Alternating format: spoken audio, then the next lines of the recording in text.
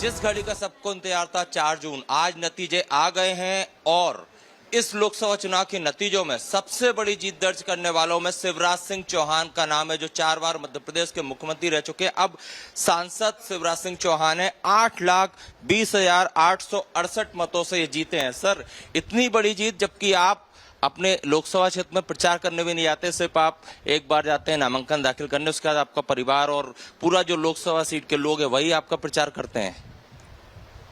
मैं जनता को प्रणाम करता हूं, जनता के चरणों में।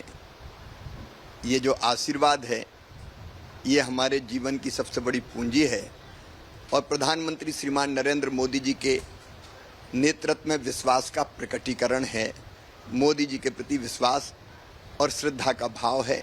हमारे कार्यकर्ताओं ने अनथक परिश्रम किया है, उन सबको धन्यवाद। बस मेरे मन में तो एक ही विचार इस समय उमड़ घुमड़ रहा है कि जब तक जीऊंगा अंतिम सांस तक अपनी जनता की दिन और रात जी जान से सेवा करूंगा, क्योंकि जनता की सेवा ही मेरे लिए भगवान की पूजा है। सर, लोग जब विधानसभा चुनाव के नतीजे आए थे, प्रचंड जीत आप लोगों को मिली थी, उसके तुरंत बाद आप छिंदवाड़ा गए थे। वहां आपने कहा था कि छिंदवाड़ा भी जीतेंगे और बाकी 28 सीटें भी, मतलब 29 सीटों की जीत का तोहफा पीएम मोदी को देंगे। उस लक्ष्य को आपने आज पा लिया है। मैं आज गदगद हूं। एक संकल्प पूरा हुआ, एक सपना साकार हुआ, लेकिन वास्तव में एमपी के मन में मोदी और मोदी जी के मन में एमपी, ये उसी विश्वास का प्रकटीकरण है। लेकिन जनता ने असीम प्रेम मोदी जी को, भारतीय जनता पार्टी। सत्यविजय शिवराज सिंह चौहान से बात कर रहे थे, उन्होंने कहा कि एमपी के दिल में मोदी है और मोदी के दिल में एमपी है, ये बात उन्होंने कही है। सिद्धार्थ जी हमारे साथ लगातार जुड़े हुए। सिद्धार्थ जी, जमाई जी की बात पर आप कुछ अपनी बात रखना चाह रहे थे। जो तस्वीर उत्तर प्रदेश से सामने आई है, आप कह रहे हैं कि अभी रुझान है, लेकिन एक अंदाजा तो इसे कह सकते हैं कि ये विदहोल्ड करेगा, ये बहुत ज्यादा नहीं बदलेगा।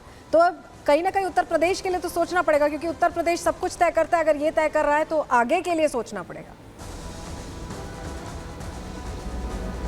नहीं, चलिए आपके इन्हीं रुझानों पर बात कर लेते हैं। नहीं भी बदल रहा तो मैं एक बात नहीं समझ पा रहा, अगर यही रुझान या ये परिणाम होते और 2014 में आए होते तो अभी ये जितने लोग बैठे हैं पैनल पे सब लोग कहते वाह एनडीए की क्या वेव आई है, एनडीए पूरा अब मार्ग पार कर गया, एनडीए को किसी और किस गठबंधन की जरूरत नहीं है, कोई क्षेत्रीय दल को बुलाने की जरूरत नहीं है, कोई जोड़ तोड़ की जरूरत नहीं है और एनडीए बहुत अच्छे से अपनी सरकार को बना रहा है। और आज इनको लग रहा है कि ये कमाल है। पर मैं इनकी विडंबना आपको बता देता हूं। अजय जी, मैं आपके बीच में नहीं बोला था, 10 सेकंड में बात पूरी करूंगा आपके। आज अजय जी एकदम आत्मविश्वास से लबरेज हैं, अति उत्साहित हैं।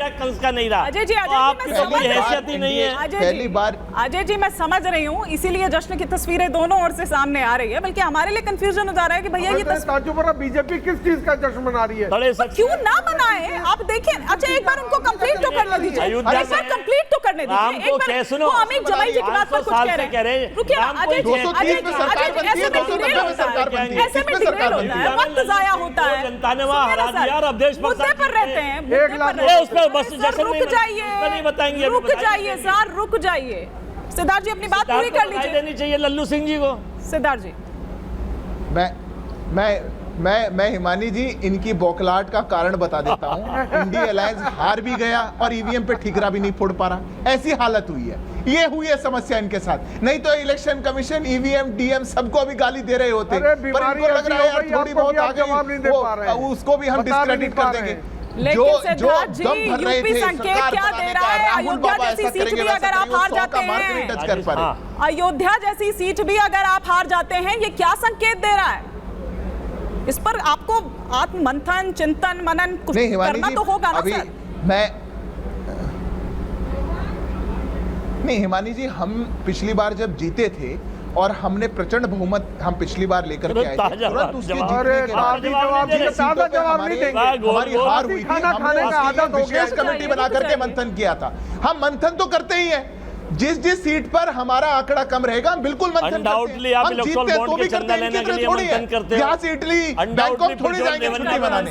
अगर भारतीय जनता पार्टी ने जनता ने आशीर्वाद दिया है, उनके आशीर्वाद का सम्मान है, जहाँ कम रहा है उसका मंथन करेंगे।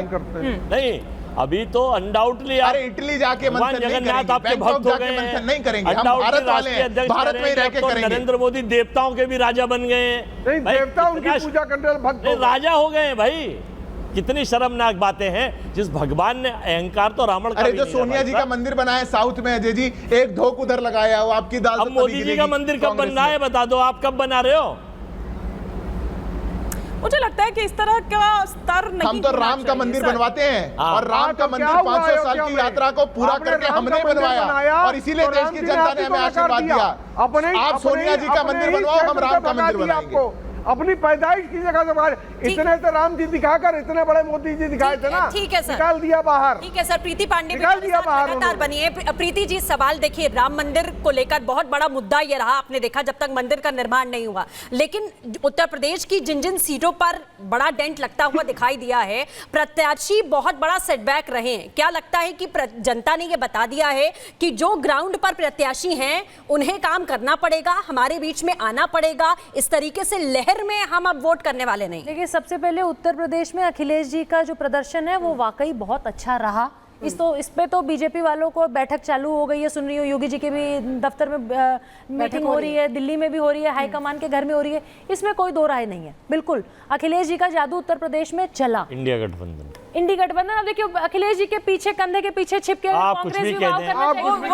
वो नहीं चाह रहे कि आप सिर्फ अखिलेश जी को इसका क्रेडिट दें, वो नहीं चाह रहे। क्या तो समझ में आता, आपके कहने का कोई वैल्यू नहीं कह रही है। हूं मैं, कांग्रेस की तारीफ आप विचार दे सकते हो, अखिलेश जी की तारीफ करी, अखिलेश जी दूसरी पार्टी चलाते हैं, नहीं कांग्रेस देखिए, दूसरी पार्टी, आप गठबंधन में प्रीति जी आप जरूर समझ हैं। नहीं रही हैं। हाँ। ये जो प्रॉब्लम है ये तब से शुरू है जब आप से बार-बार गठबंधन बना है। देखिए, एक की तारीफ नहीं कर सकती बीजेपी आप। जहां हारी, बीजेपी के लोग बैठ के वहां आकलन करेंगे। जो आपने सवाल पूछा है बिल्कुल सही बात है कि जब कार्यकर्ता स्वयं क्षेत्रों में नहीं निकले, यही प्रीति है। पूरी बात मेरी सुन लीजिए। 40 कह रही थी कि कांग्रेस 40 से रुक आगे जाइए, आने रुक में जाइए, इतने। रुक तो लीजिए। आज इनके मुंह में दही जमी हुई है। नहीं, इस तरह से नहीं ना, इस तरह से नहीं। कायम हुआ अभी वोट 40 से नीचे के जो है कांग्रेस, रुको भैया, सुन लीजिए ना, सुन 40 से मुझे तो नीचे ये आ समझ जाएंगे। नहीं आ रहा है कि मैं इनका इंडिया स्टेटमेंट दिखाऊं गठबंधन आपको, आपके चैनल का निकाल के। अपडेट आ रहा है, अपडेट आ रहा है। गांधीनगर से देखिए, गठबंधन की खबर आ रही है। प्रीति जी आ रहे हैं वापस, ये बड़ी खबर आ रही है। गांधीनगर से अमित शाह जीत गए हैं, आपके सामने आ गए 7,44,716 वोटों से जीत हासिल की। बिल्कुल, तो ये इस वक्त जहां का अभी नहीं नतीजे घोषित हुए हैं, जिन सीटों पर अभी भी चल रही थी फाइट यहाँ पर, वो हालांकि इस सीट पर तो अगर बात करें तो इस तरह का मार्जिन है कि कोई फाइट यहाँ पर नजर ही नहीं आती है। लेकिन सुनिए ना अमित जमाई जी, ये कांग्रेस वाले तो अभी भी आप लोगों को क्रेडिट नहीं देना चाह रहे हैं। मतलब मुझे ऐसा लगता है, ये आप ही बताइए कि अलायंस का फायदा कांग्रेस मैं अपनी पूरी बात कर। अच्छा ठीक है, आप कंप्लीट कर लीजिए, अमित जी को स्क्रीन पर लीजिए। अगर राहुल गांधी जी में इतना ही जादू था तो अमर अब्दुल्ला साहब बारामूला से क्यों हार गए? आप जम्मू एंड कश्मीर में क्यों हार रहे हैं? जहां सिर्फ कांग्रेस रही, जहां सपा नहीं है, वहां तो आप नई जीत का झंडा गाड़ पा रहे हैं। तो अखिलेश जी को क्रेडिट आप खुद क्यों नहीं देना चाहते? भाई जब हम क्रेडिट दे रहे हैं तो आप क्यों नहीं देना चाह रहे? अरे हमें क्रेडिट अरे राजस्थान का आपने देखा नहीं? अब्दुल्ला साहब नहीं, क्यों राजस्थान हारे? हरियाणा नहीं आप देख रही? नहीं, फिर वही बात। अरे हमारे इंडिया गठबंधन में क्या फूट डालने की कोशिश कर रहे अरे हैं? हमें क्रेडिट एक-एक कर और वैसे भी प्रीति जी के रिएक्शन पर काउंटर रिएक्शन मुझे अमित जी से लेना है।